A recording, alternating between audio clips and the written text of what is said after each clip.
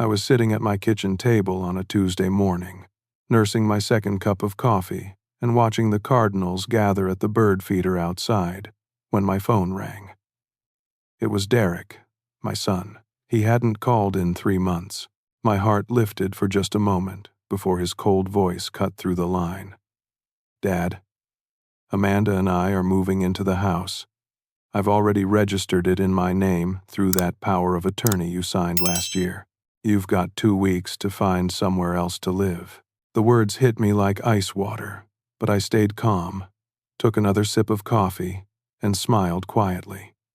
Yesterday, I had walked into the county clerk's office and annulled that power of attorney contract. Let me take you back so you understand how I got here. I built this 3-bedroom ranch house in Springfield, Missouri with my own hands back in 1995. Every nail, every board, every coat of paint came from 25 years of hard work as a carpenter. My wife Margaret and I poured our dreams into these walls. We raised Derek here, celebrated holidays here, built a life here. When Margaret passed from cancer 7 years ago, this house became more than just a building. It held every memory of our life together. Her garden still blooms every spring. Her favorite chair still sits by the window. Derek is our only child. Hez, 38 now, works as a real estate agent in Kansas City. Smart kid, always was. Maybe too smart for his own good sometimes. For the past 3 years, had been distant. Visits dropped from monthly to quarterly to just major holidays.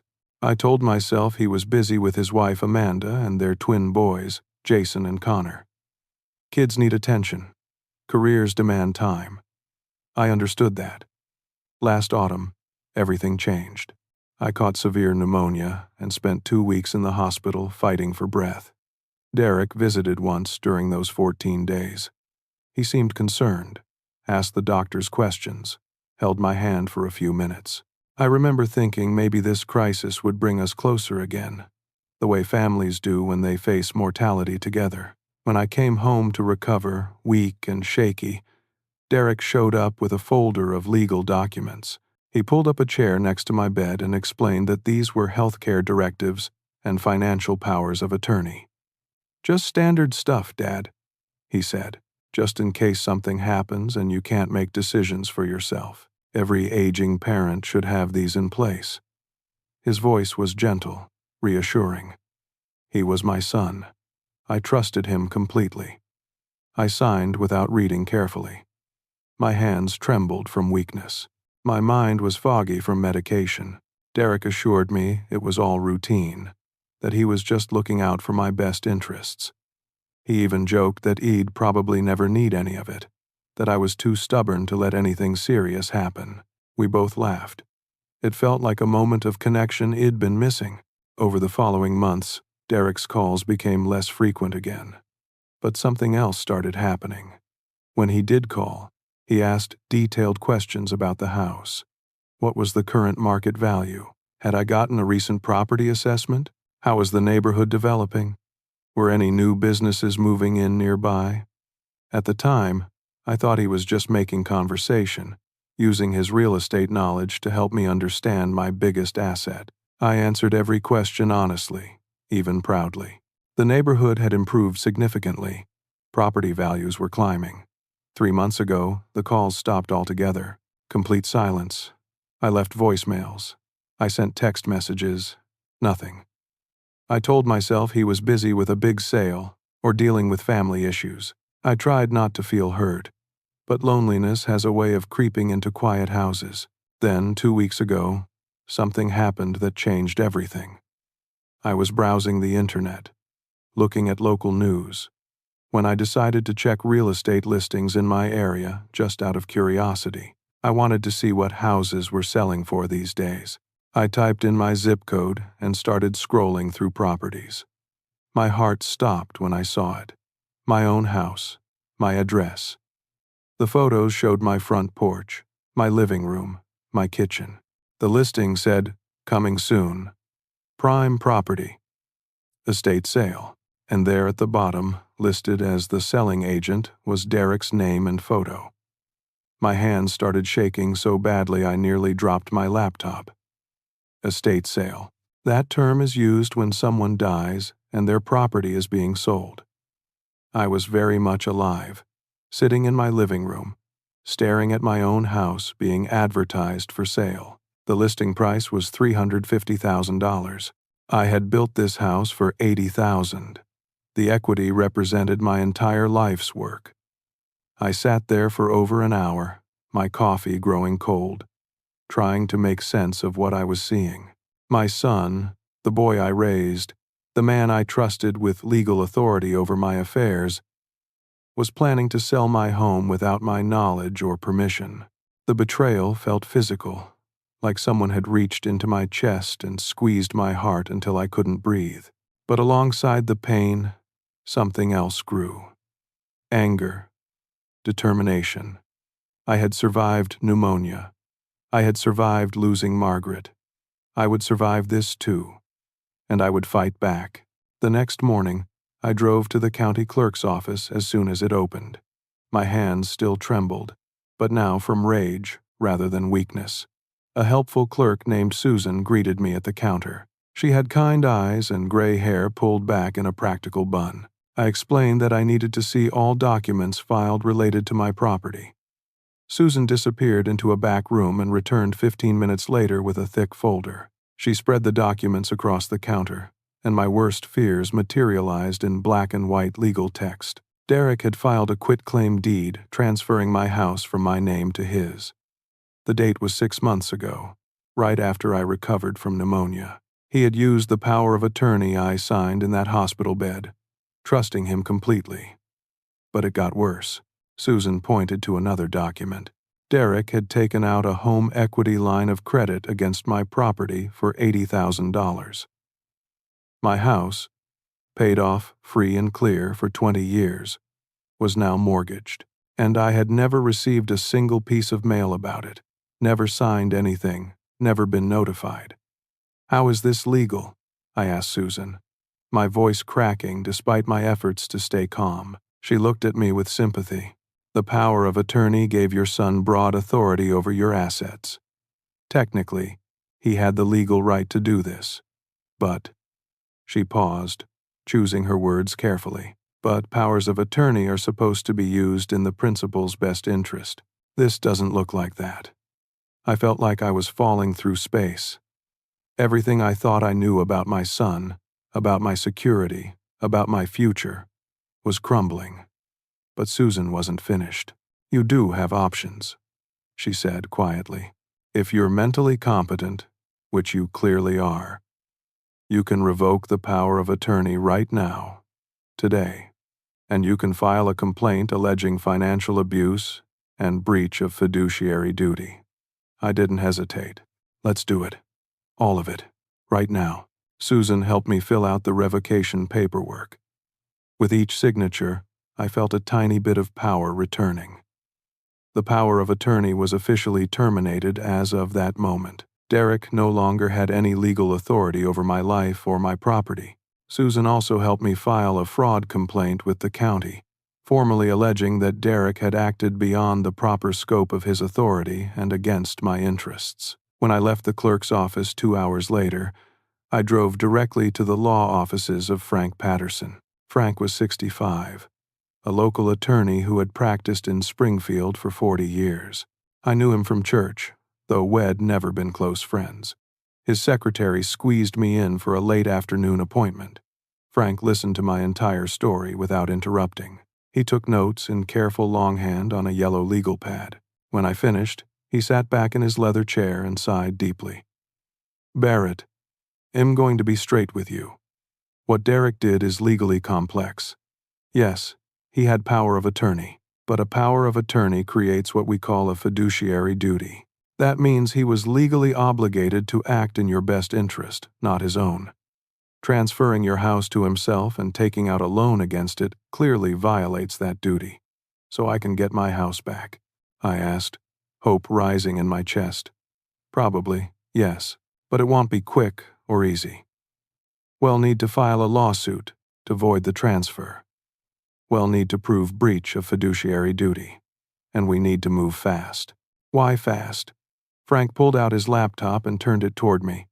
Head already found the real estate listing. "Because if he sells this house to a third party before we can stop him, things get much more complicated. An innocent buyer might have legal protections." We spent the next hour discussing strategy. Frank would file an emergency motion to void the property transfer. We'd gather evidence of my mental competency, character witnesses, financial records proving I was perfectly capable of managing my own affairs. Frank also suggested we look into Derek's motivations. "In my experience," Frank said, "when someone does something this extreme, there's usually a reason. Financial pressure, debt, desperation. If we can show he did this for his own financial gain rather than your welfare, our case becomes much stronger." I hired Frank on the spot. He said he'd start working immediately and would have initial filings ready within 48 hours. I drove home, feeling both empowered and exhausted. I had taken action. I was fighting back, but the emotional weight of my son's betrayal pressed down on me like a physical burden. That night, I barely slept. I kept thinking about Derek as a little boy, how he'd helped me in my workshop, how proud he was when I taught him to use a level and a saw. Where had that boy gone? When did he become someone who could steal from his own father? 2 days later, Frank called with news that made my stomach drop. "Barrett, I did some digging into Derek's situation. I need you to sit down." I was already sitting, but I gripped the arm of my chair anyway. "What did you find?" "Derek has already signed a purchase and sale agreement with a property developer. The sale price is $350,000. The closing is scheduled for 3 weeks from now. But here's the worst part. In the sales documents, Derek claims you agreed to move into assisted living because you can no longer care for yourself. Has setting up a narrative that you're mentally incompetent, which would justify everything has done." The room spun around me. Not only was Derek stealing my home, but he was also trying to destroy my reputation and independence in the process. He was preparing to paint me as a confused old man who couldn't take care of himself, who needed his responsible son to make decisions for him. "We need to stop that closing," I told Frank. "Already on it," he replied. "I'm filing for an emergency injunction this afternoon. But Barrett, you need to be prepared. Derek is going to fight back, and it might get ugly." I thought it was already as ugly as it could get. I was wrong. The phone call came 3 days after my meeting with Frank. It was Derek, and his voice had a coldness I'd never heard before. This was the call I described at the beginning. But now I want you to understand what was really going through my mind as my son tried to throw me out of my own home. "Dad, we need to talk about logistics," Derek began. "No greeting, no warmth. Amanda and I are moving into the house next month. I've already hired movers for you and found some boxes. We can pack up your personal items, the photos and clothes and stuff, but the furniture stays. It comes with the house." Every word was a knife. "Derek, why are you doing this?" I asked, keeping my voice steady even though my heart was pounding. "Oh, don't start with the guilt trip," he snapped. "You've been sitting in that house doing nothing for years. It's wasted space. Do you know what that property is worth? I have 2 kids to put through college. I have a business to run. You should have planned better for retirement instead of just existing in that house like some kind of museum curator." The cruelty in his voice shocked me more than the words themselves. This wasn't my son. Or maybe it was, and I'd just never seen this side of him before. I asked quietly. There was a pause. I could hear Derek's surprise that I knew about it. Then he recovered. "That's none of your business. Those were necessary business expenses. Look, you can either cooperate and make this easy, or you can make it difficult. But either way, the house is mine legally. I have the deed. I have the authority. If you fight me on this, I'll have no choice but to pursue a conservatorship. I'll have you declared mentally incompetent. Is that what you want? You want everyone in Springfield to know you've lost your mind." The threat hung in the air between us, but I had already revoked his power of attorney. I had already filed complaints. I had already hired an attorney. Derek didn't know any of this. He thought he still had all the power. "I understand," I said simply. "He'll start packing." "Good," Derek replied, satisfaction clear in his voice. "He'll send you the details about the movers. And Dad, don't make me be the bad guy here. This is just business. Nothing personal. Nothing personal. He was stealing my home, threatening my independence, and betraying every value I'd tried to teach him, and it was nothing personal." After I hung up, I sat in silence for a long time. I looked around my living room. Margaret's photos smiled at me from the mantel. The coffee table Wed bought at an estate sale 30 years ago still held my morning newspaper. The throw blanket shed crocheted during her last winter was draped over the couch. Every inch of this space held memories, love, life. I wasn't going anywhere.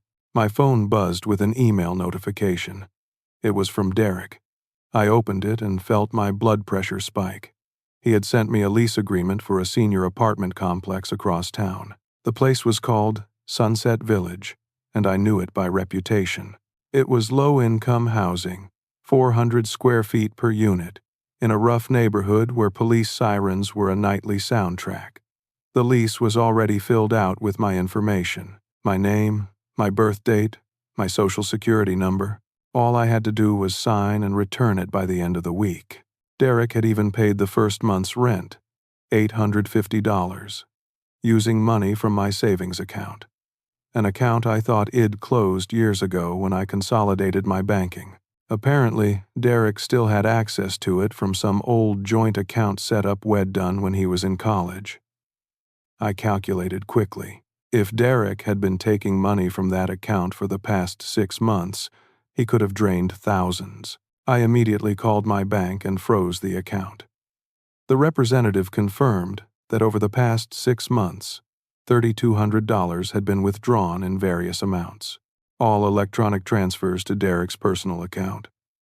My son wasn't just stealing my house, he was systematically looting my life savings while preparing to dump me in a slum apartment and take everything I'd worked for. But Derek had made one critical mistake. Had assumed I was weak, confused, and helpless.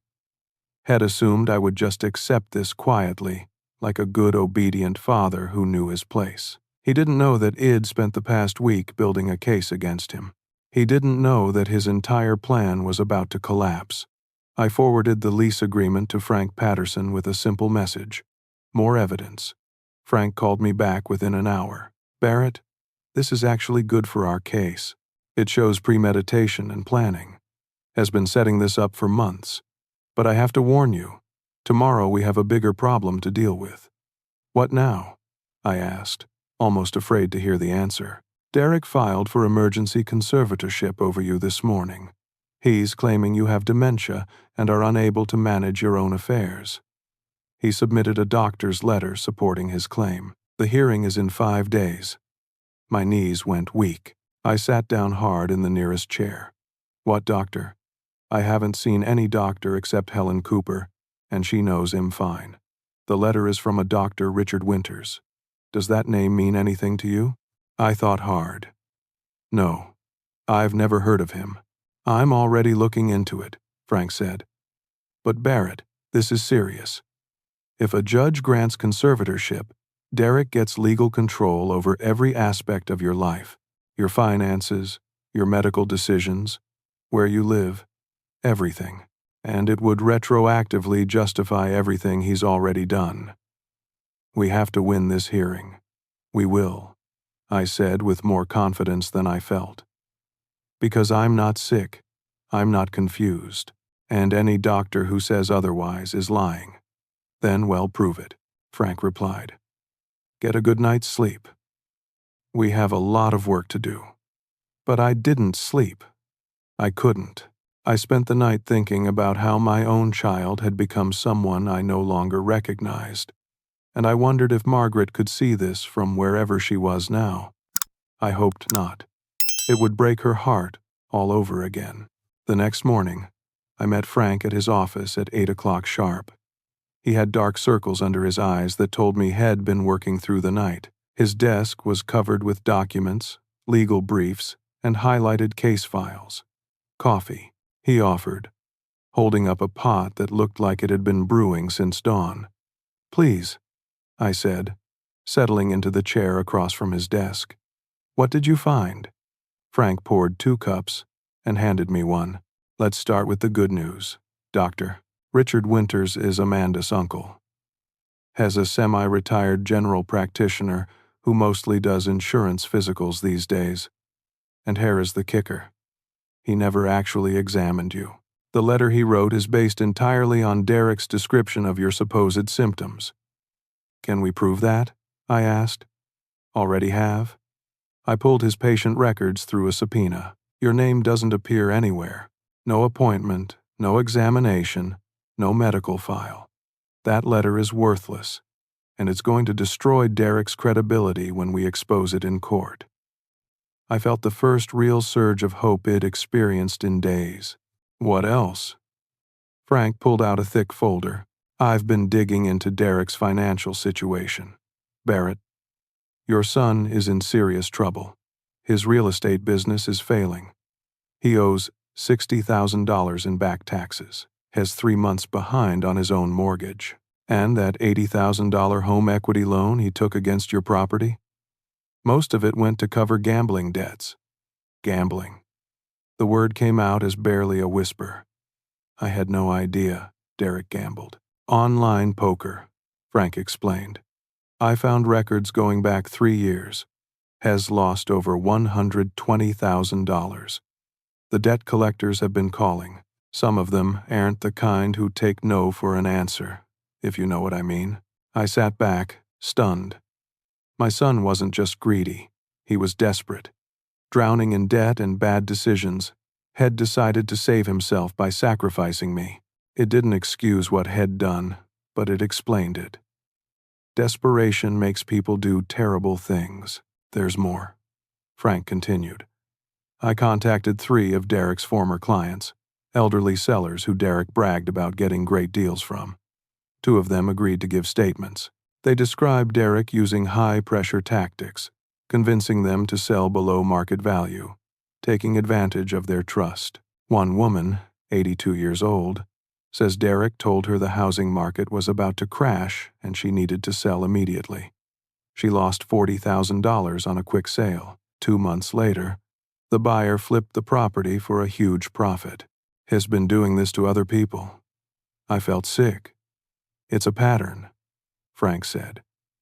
And patterns are powerful in court.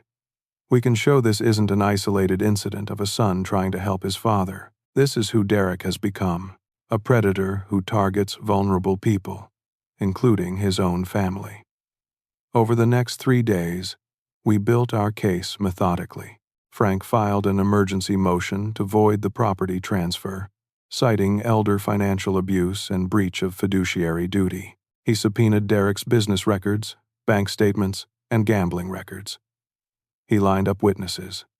My doctor, Helen Cooper, agreed to testify. She had given me a full cognitive evaluation just 2 weeks earlier as part of my annual checkup. I'd scored perfectly on every test. She was outraged that someone would claim I had dementia and was eager to set the record straight. My neighbor, Tom, a retired police officer who'd lived next door for 15 years, offered to testify about Derek's behavior during his visits. Tom had witnessed Derek yelling at me about money last Thanksgiving, demanding to know how much the house was worth and whether I'd updated my will. At the time, I'd brushed it off as family stress. Now it looked like evidence of long-term planning. I also changed all my passwords, closed old accounts, and made sure Derek had no remaining access to any of my finances. Every door he'd been using to rob me was now locked and bolted. But Frank warned me that Derek wouldn't give up easily. Hes facing financial ruin if this doesn't work, Frank explained. Hes going to fight with everything he has, and the conservatorship hearing is his last best chance to win. If he can convince a judge you're incompetent, everything else becomes moot. Then we make sure he doesn't convince anyone, I said firmly. The night before the hearing, I couldn't eat. I tried to have dinner, but pushed food around my plate without interest. I kept thinking about facing Derek in court, about what I would say, how I would feel seeing him lie under oath about my mental state. Amanda called me that evening. Her voice was shaky and small. "Barrett, I need you to know something." I found text messages on Derek's phone. Terrible things he said about you. About the house. I had no idea he was planning any of this. I thought he was helping you. Amanda, none of this is your fault, I told her gently. I should have questioned things, she said, crying now. I should have asked why we suddenly had extra money. I should have wondered why Derek was so secretive about his business. I was stupid and blind, and I'm so sorry. You trusted your husband, I said. That's not stupid. That's what you're supposed to do in a marriage. I'm taking Jason and Connor to my parents' house, she told me. I can't be around Derek right now. I can't look at him. What he tried to do to you, his own father. It makes me sick. I'm talking to a divorce attorney next week. After we hung up, I felt a strange mix of emotions. Satisfaction that Amanda was standing up to Derek. Sadness that a marriage was ending. And compassion for a woman who'd been deceived, just like I had. I went to bed early that night, but sleep was impossible. I lay awake watching shadows move across my ceiling, thinking about the next day. Everything I'd built, everything I'd fought for, would be decided by a judge who didn't know me, didn't know my history, didn't know that this house represented 50 years of hard work and love. But I had truth on my side. And sometimes that has to be enough. The courthouse was a stern brick building downtown that I'd driven past thousands of times but never entered. Frank met me outside at 8:30 in the morning. He was wearing his best suit and carrying a leather briefcase stuffed with documents. "Ready?"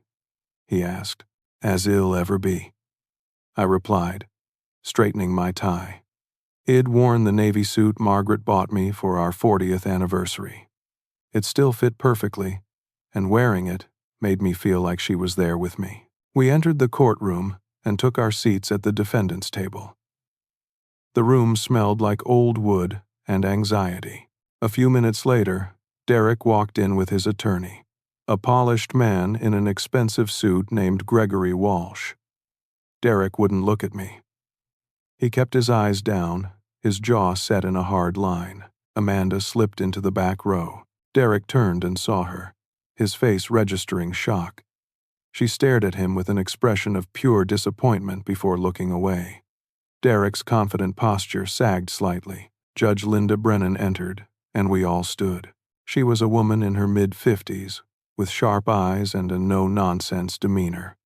It heard she was fair but tough, and didn't tolerate games in her courtroom.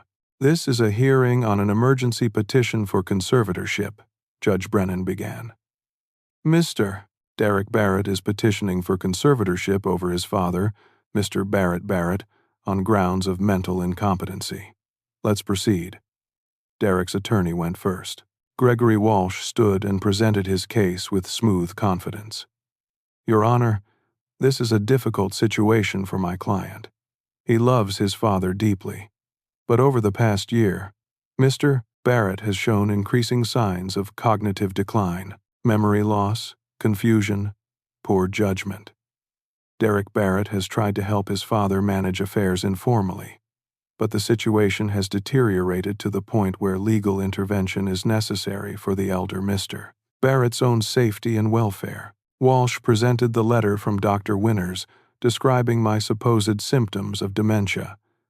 He talked about my isolation and refusal to accept help. He painted a picture of a confused old man slowly losing his grip on reality while his concerned son tried desperately to intervene. Then, Derek took the stand. I watched my son raise his right hand and swear to tell the truth. The irony was physically painful. "Derek, can you describe your father's recent behavior?" Walsh asked. Derek's voice trembled with fake emotion. "It's been heartbreaking to watch. He forgets conversations we've had. Last time I visited, he didn't remember that he'd been there the week before. Hez, making poor financial decisions, talking about giving money to telemarketers. He lives alone in that big house, barely eating, barely taking care of himself. I'm terrified he's going to fall or have a medical emergency with nobody there to help. It was a masterful performance. Derek's voice even cracked at one point, and he paused to collect himself. If I didn't know the truth, I might have believed him myself. And the property transfer, Walsh asked carefully. That was done with my father's full knowledge and consent during a moment of clarity. Derek said smoothly. He wanted to make sure the house would pass to me without probate issues. It was his idea, actually. He was worried about estate taxes and complications. I was just following his wishes. The lies flowed easily from his mouth. I gripped the arms of my chair so hard my knuckles went white. Frank put a steadying hand on my shoulder. After Derek finished testifying, Walsh rested their case. Now it was our turn. Frank Patterson stood slowly, and I could see the controlled anger in his posture. Your Honor, what we've just heard is a carefully constructed fiction designed to cover up financial elder abuse. I'd like to call Mr. Barrett to the stand. I walked to the witness box on legs that felt steadier than I expected. I'd been preparing for this moment all week. I placed my hand on the Bible and took the oath. Frank started with easy questions to establish my background, my work history, my marriage, building my house, Margaret's death. Then he moved to the events of the past year. Mr. Barrett, do you remember signing a power of attorney last fall? I do, I replied clearly. I had pneumonia and was recovering at home. Derek told me it was standard healthcare paperwork. I trusted my son, so I signed. Did you give Derek permission to transfer your house to himself? Absolutely not. I had no idea he'd done that until 2 weeks ago when I found my own house listed for sale online with Derek as the listing agent. A murmur went through the courtroom. Judge Brennan's eyes sharpened with interest. Frank walked me through discovering the quitclaim deed, the home equity loan, the planned sale. He had me explain in detail every conversation with Derek, including the phone call where Derek told me to find somewhere else to live and threatened me with conservatorship if I didn't cooperate. Mr. Barrett, have you ever been examined by Dr. Richard Winters? No, sir. I've never heard that name before this hearing. Frank then called Dr. Helen Cooper to the stand. She was 60, professional, and radiated competence. She brought my complete medical file. Dr. Cooper, you've been Mr. Barrett's primary physician for how long? 12 years, she replied crisply. And you examined him 2 weeks ago. I did. Complete physical and cognitive evaluation. Mr. Barrett is in excellent health for his age, blood pressure a bit high, but controlled with medication. No signs whatsoever of dementia, memory loss, or cognitive impairment. I administered the mini mental state examination, and he scored 30 out of 30. Perfect score. In your medical opinion, does Mr. Barrett need a conservator? Absolutely not. Dr. Cooper said firmly. Mr. Barrett is fully capable of managing his own affairs. Suggesting otherwise is not only wrong, it's insulting to a competent, intelligent man. Frank then called Tom, my neighbor, who testified about Derek's aggressive behavior and constant questions about the house's value. Tom's testimony as a retired law enforcement officer carried weight. Finally, Frank dropped his bombshell. He called Dr. Richard Winters. Dr. Winters looked uncomfortable from the moment he took the stand. He was in his 70s, soft-spoken, clearly wishing he was anywhere else. Dr. Winters, you wrote a letter stating Mr. Barrett shows signs of dementia. When did you examine him? Doctor, Winters shifted in his seat. Well, I didn't exactly examine him directly. I'm sorry, you didn't examine him? Then how did you diagnose dementia? My nephew Derek described his father's symptoms to me. I wrote the letter based on that information. Frank looked at Judge Brennan. So, to be clear, you diagnosed a man you've never met, never examined, never spoken to, based solely on what his son told you. I was trying to help family. Doctor, Winters said weakly. Did Derek tell you he had a financial interest in having his father declared incompetent? Did he mention Head already transferred his father's house to himself and planned to sell it for $350,000? Dr. Winters' face went pale. No, he said his father was suffering and needed help. Frank let that sink in before continuing. Your Honor, I'd like to submit evidence of Derek Barrett's financial situation. He handed up documents showing the back taxes, the mortgage default, the gambling debts. I'd also like to submit testimony from 2 elderly clients who Derek pressured into selling their properties below market value using similar tactics. Judge Brennan reviewed the documents, her expression growing darker with each page. Finally, Frank pulled out his last piece of evidence. Your Honor, I have text messages from Derek Barrett's phone, obtained through discovery. I'd like to read one exchange between Derek and his wife Amanda from 2 months ago. Derek writes, "Once I get the house sold, we're set for life. The old man won't know what hit him. He'll be in some cheap apartment and well be sitting on $300,000 cash." The courtroom went completely silent. You could hear the air conditioning humming. Derek's face turned bright red, then white. Gregory Walsh closed his eyes briefly, knowing the case was lost. Judge Brennan looked at Derek with undisguised disgust. "Mr. Walsh, do you have anything else to present?" "Your Honor, I'd like to request a brief recess to consult with my client," Walsh said. "Request denied."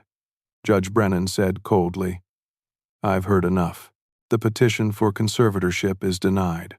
Furthermore, I'm ordering an immediate investigation by the district attorney's office into potential criminal elder abuse. The property transfer executed by Derek Barrett is hereby voided. Mr. Derek Barrett, you are ordered to repay the $80,000 home equity loan within 90 days. Failure to do so will result in criminal charges. This case is also being referred to the State Real Estate Licensing Board for review." She banged her gavel once, hard. "Mr. Barrett," she said, looking at me with kindness, "I apologize that the system allowed this to happen to you. Your home is yours. No one can take it from you." I felt tears sting my eyes, but I blinked them back. "Thank you, Your Honor." As we left the courtroom, Derek tried to approach me. "Dad, we need to talk. You don't understand the pressure I was under." I stopped and looked at him, really looked at him. "No, Derek, you're the one who doesn't understand. You tried to destroy me to save yourself. That's not pressure. That's betrayal. Don't contact me again." His face crumpled, but I walked away. Frank squeezed my shoulder. "You did good, Barrett. Real good." Outside the courthouse, Amanda was waiting. She hugged me tight. "I'm so sorry. I'm taking the boys to my parents. I filed for separation this morning. Those boys need their grandfather." I told her, "Don't keep them from me because of their father's mistakes." She nodded, crying. "Never. They love you." I drove home to my house, my home, the place I'd built with my own hands. I sat in my favorite chair and let myself cry for the first time since this nightmare began. But they weren't tears of sadness anymore. They were tears of relief, exhaustion, and triumph. I had fought back, and I had won. The weeks following the court hearing brought rapid changes. Judge Brennan's referral to the district attorney resulted in a formal investigation into Derek's business practices. The State Real Estate Licensing Board suspended his license, pending a full review. 3 more of Derek's former clients came forward with complaints after news of the hearing spread through Springfield's tight-knit community. The developer who had contracted to buy my house threatened to sue Derek for breach of contract and fraud. Derek's real estate agency, already struggling, collapsed completely. His partners distanced themselves, claiming they had no knowledge of his unethical practices. Within 2 weeks, the agency closed its doors permanently. Derek's financial house of cards toppled quickly after that. Without income and facing mounting legal bills, he couldn't keep up with his debts. The bank foreclosed on his house. I heard through mutual acquaintances that Head moved into a budget motel on the edge of town, the kind with weekly rates and neon signs that buzzed all night. Amanda followed through on the separation. She and the boys stayed with her parents in Street Lewis. She called me every few days to update me and to let me talk to Jason and Connor. The twins didn't fully understand what was happening, only that Daddy had done something wrong and Mommy was very sad. They asked about me constantly, wondering when they could visit their grandpa again. Soon, I always told them. Very soon. Derek called me 17 times in those first 2 weeks. I didn't answer. He left voicemails that started angry and defensive, then shifted to desperate and pleading. Dad, you don't understand the pressure I was under. Those debts, those people, they were threatening me. I made mistakes, but I'm still your son. You can't just abandon me. But I could, or at least, I could maintain distance while he faced the consequences of his choices. Frank had warned me that Derek might try manipulation, might try to use our relationship to avoid accountability. You don't owe him forgiveness right now, Frank had said. You don't owe him anything. Still, the calls hurt. Each one was a reminder that the son I'd raised, the boy who used to help me build birdhouses in my workshop, had become someone I barely recognized. At night, I lay awake wondering where I'd gone wrong, what signs I'd missed, how things had gotten this bad. Margaret's sister called from Florida. Shed heard about everything through the family grapevine. Barrett, I'm so sorry. Margaret would be heartbroken. I know, I said quietly, but Shed also want me to stand up for myself. She never tolerated bullies, even family ones. Shed be proud of you, Margaret's sister said. You fought back.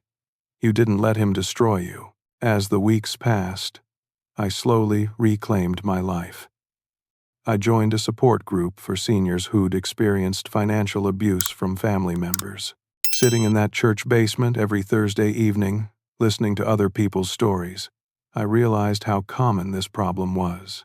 Adult children stealing from elderly parents, draining accounts, manipulating property transfers. We were a room full of people who'd been betrayed by the ones we should have been able to trust most. I shared my story with the group. I told them about the fight, the court hearing, the victory, and I saw hope spark in their eyes. If I could fight back and win, maybe they could too. I started advocating for stronger elder protection laws, speaking at city council meetings, writing letters to state representatives. The work gave me purpose. It transformed my pain into something useful. I couldn't undo what Derek had done, but I could help prevent it from happening to others. Tom, my neighbor, became a true friend during this time. We started having coffee together every morning, taking fishing trips to Table Rock Lake on weekends. His companionship filled some of the loneliness that had been eating at me since Margaret died. You're stronger than you think, Tom told me one morning as we sat on his porch watching the sunrise. Most people would have just rolled over and let Derek take everything. You fought. I had to. I said simply, that house isn't just a building. It's my life. Every nail, every memory. I couldn't let him take that. Amanda started bringing Jason and Connor to visit once a month. The first visit was awkward. The boys were shy, uncertain, but I had cookies and their favorite juice boxes waiting, and we sat in the backyard playing catch like we used to. Within an hour, they were laughing and climbing the old oak tree, and everything felt almost normal. Amanda pulled me aside while the boys played. Derek asks about you.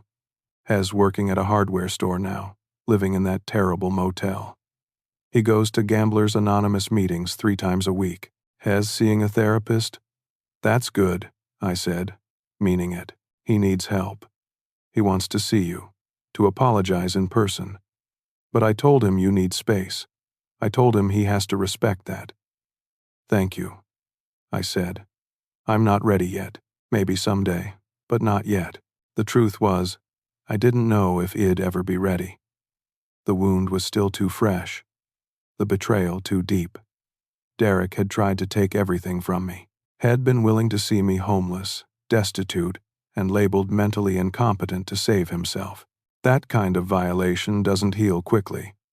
But something happened 1 month after the court hearing that changed my perspective slightly. It was a Saturday morning, and I was working in Margaret's garden, planting the tulip bulbs Shed always loved. My mailbox clanged, and I walked to the street to collect my mail. Among the bills and advertisements was a handwritten envelope. No return address, but I recognized Derek's handwriting immediately. My first instinct was to throw it away unopened. But curiosity won. I sat down on my porch steps and tore open the envelope. Inside was a letter, 3 pages written in Derek's careful script. It began, "Dad, I don't expect you to read this. I don't expect forgiveness or a response. But I need to write it anyway because my therapist says I have to face what I've done, and I can't face it without telling you how sorry I am. I hit rock bottom this month. Lost my career, my house, my family, my self-respect. I'm living in a motel room that smells like cigarettes and regret. I work 40 hours a week at Morrison's Hardware, stocking shelves and mixing paint. It's honest work, the first honest thing I've done in years. I go to GA meetings 3 times a week. I've been sober from gambling for 43 days. In those meetings, I tell my story. I tell them I stole from my own father, tried to make him homeless, nearly destroyed him to feed my addiction and my greed. Every time I say it out loud, I feel sick with shame. My therapist has me write letters to the people I've hurt. You're at the top of that list, Dad. What I did to you wasn't about pressure or desperation. Those were excuses. The truth is, I became someone Mom would have been ashamed of. I became someone I'm ashamed of. I don't know if I can ever make this right. How do you fix trying to steal someone's home? How do you repair trust after that kind of betrayal? My therapist says some things can't be fixed, only acknowledged and grieved. So, I'm acknowledging it. I tried to destroy you. My own father. The man who taught me to use a hammer, who came to every baseball game, who sat by Mom's hospital bed and held her hand when she was dying. I repaid your love and sacrifice with cruelty and theft. I'm getting help. I'm working to become someone better. Not for you, because I have no right to ask anything of you, but for me, and for Jason and Connor. They deserve a father who isn't a con artist and a thief. I don't know who I became, Dad, but I'm trying to find my way back to the person you and Mom raised. It's going to take years, maybe a lifetime. And it starts with saying what I should have said the day after the court hearing. I'm sorry. I'm so deeply, truly sorry. I understand if you never want to see me again. I deserve that. But I hope someday, maybe years from now, you can think of me without this pain. That's all I can hope for now. Your son, Derek. I read the letter 3 times, sitting on those porch steps as the morning warmed into afternoon. The words seemed genuine. The remorse felt real. But words were easy. Actions were what mattered. Still, the letter cracked something open in my heart that had been closed tight since the day I found my house listed for sale. It wasn't forgiveness. Not yet. But it was the first small step toward acknowledging that Derek might, possibly, be capable of change. I folded the letter carefully and put it in my desk drawer. I wasn't ready to respond, but I also wasn't ready to throw it away. That night, I dreamed of Margaret for the first time in months. We were in the kitchen of our house, and she was making her famous pot roast. She turned to me and smiled.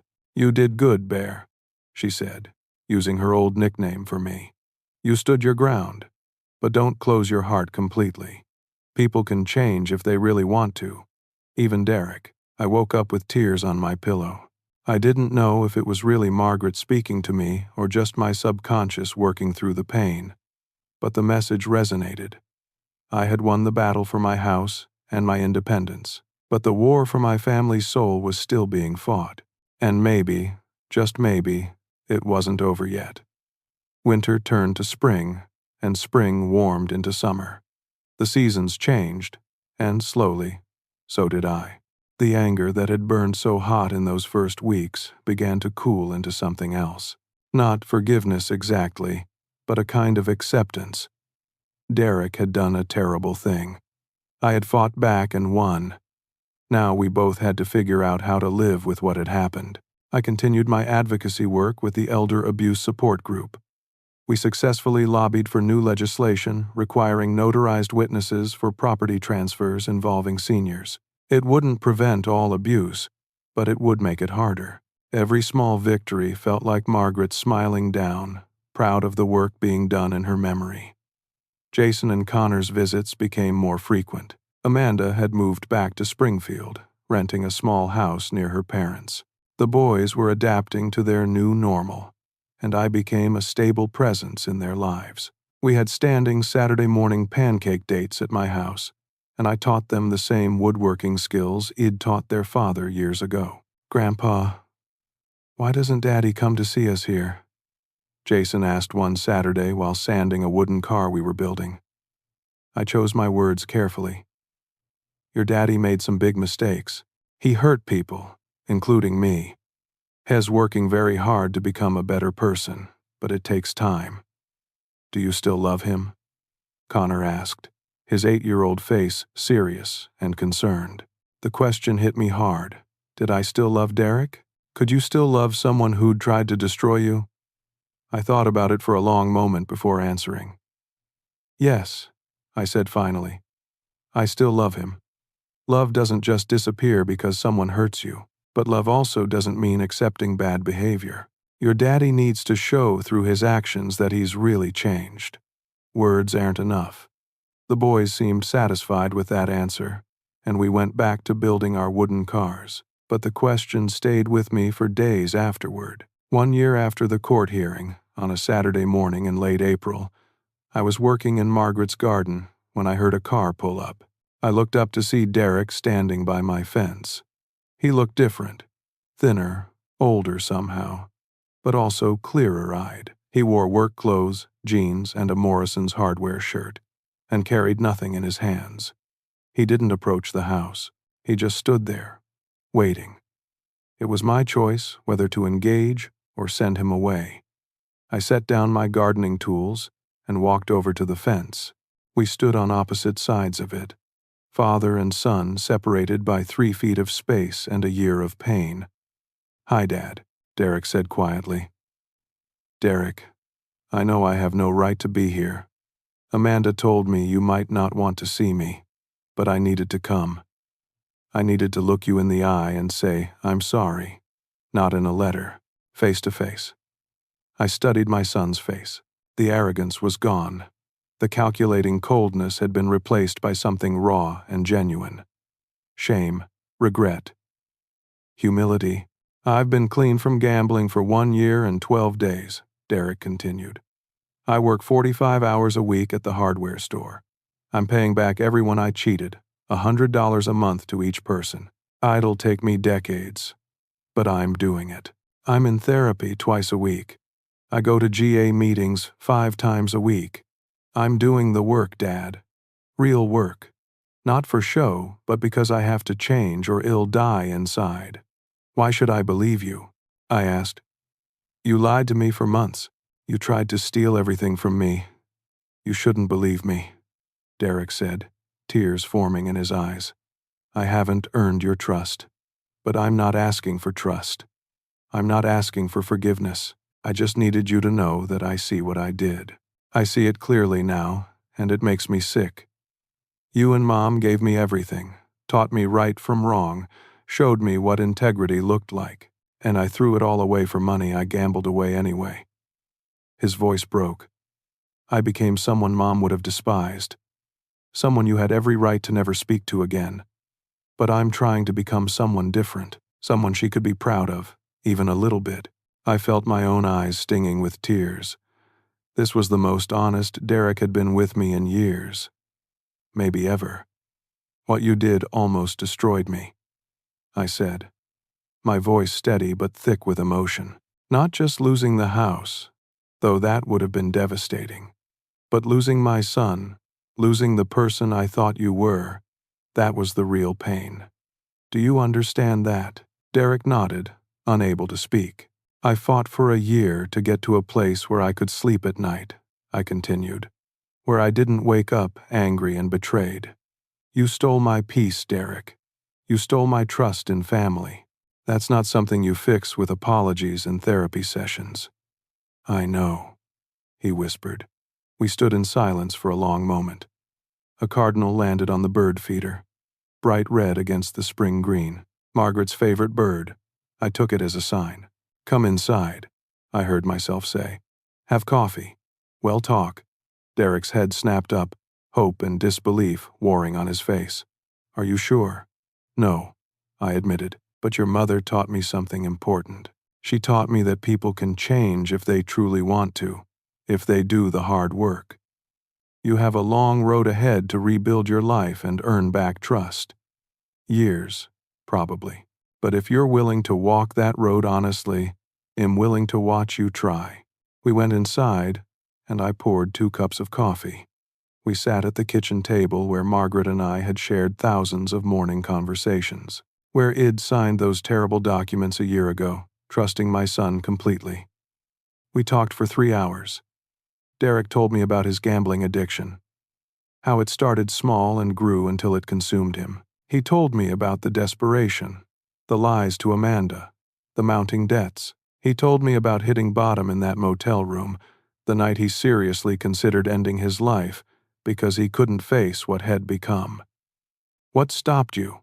I asked. Jason and Connor, he said simply. I thought about them growing up without a father, thinking I abandoned them because I was too weak to face my mistakes.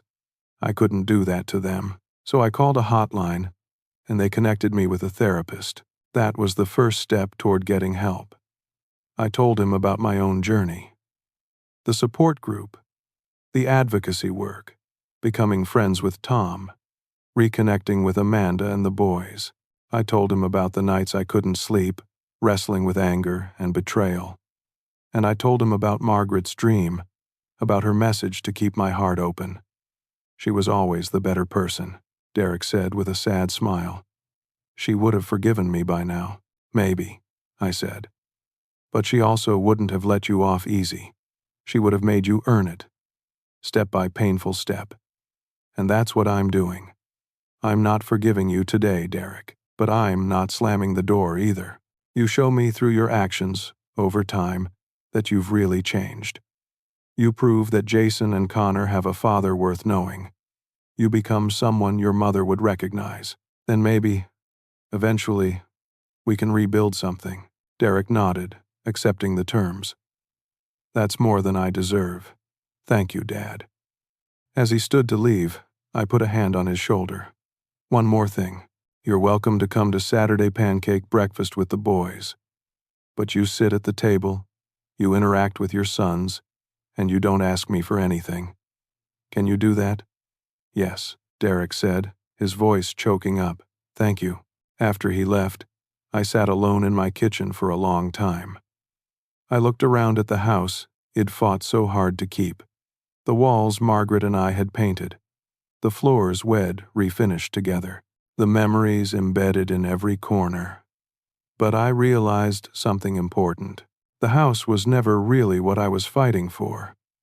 I was fighting for my dignity, my independence, my right to control my own life. The house was just the symbol, and I had won that fight. Derek's betrayal had tested me in ways I never imagined, but I hadn't broken. Id stood my ground. Id protected what was mine. Id demanded accountability and refused to be a victim. That strength didn't come from anger or hatred. It came from knowing my own worth, understanding my rights, and refusing to accept abuse from anyone, even family. Over the next months, Derek showed up for Saturday pancake breakfasts. He was awkward at first, unsure how to interact with his sons after being absent for so long. But gradually, cautiously. They began rebuilding a relationship. I watched from a distance, ready to intervene if needed, but Derek stayed true to his word. He was patient, present, and humble. Amanda told me that Derek was consistent with his therapy and meetings, that he was slowly paying back his debts, that had been promoted to assistant manager at the hardware store. Small steps, but they were steps in the right direction. I didn't know if Derek would ultimately succeed in transforming himself. Addiction is a lifelong battle. Character change takes years, maybe decades. But I saw genuine effort, and that mattered. 2 years after the court hearing, on a Sunday afternoon, I stood in my backyard watching Jason and Connor play on the swing set Id built for them. Derek pushed them, laughing at their squeals of delight. Amanda sat on the porch with a glass of lemonade, smiling at her boys. It wasn't the family Id imagined. It was scarred and complicated and rebuilt from broken pieces. But it was healing, slowly, painfully, honestly healing. Tom walked over from next door with his fishing poles. "You coming to the lake next weekend?" "Wouldn't miss it," I replied. "Your boy's doing better," Tom observed, nodding toward Derek.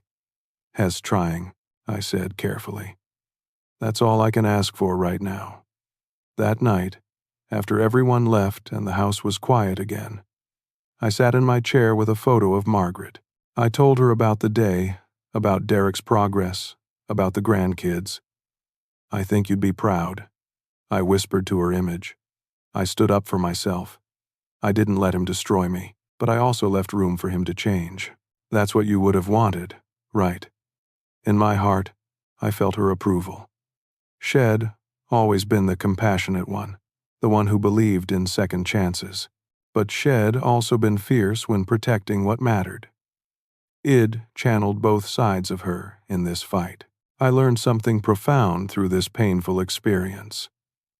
Material possessions, even a house built with your own hands, are just things. What truly matters is integrity, both maintaining your own and teaching it to those you love. I also learned that protecting yourself isn't selfish. Setting boundaries with family isn't betrayal. It's necessary for survival and self-respect.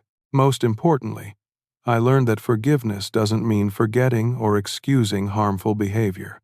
It means choosing not to let bitterness consume your remaining years. It means acknowledging that people can change, if they truly commit to the work, while also protecting yourself from further harm. Derek has years of proving himself ahead. Maybe he'll succeed in becoming someone his mother would be proud of. Maybe he'll stumble and fall. But I can sleep peacefully tonight knowing I stood up for myself when it mattered most, and I left the door open for genuine redemption.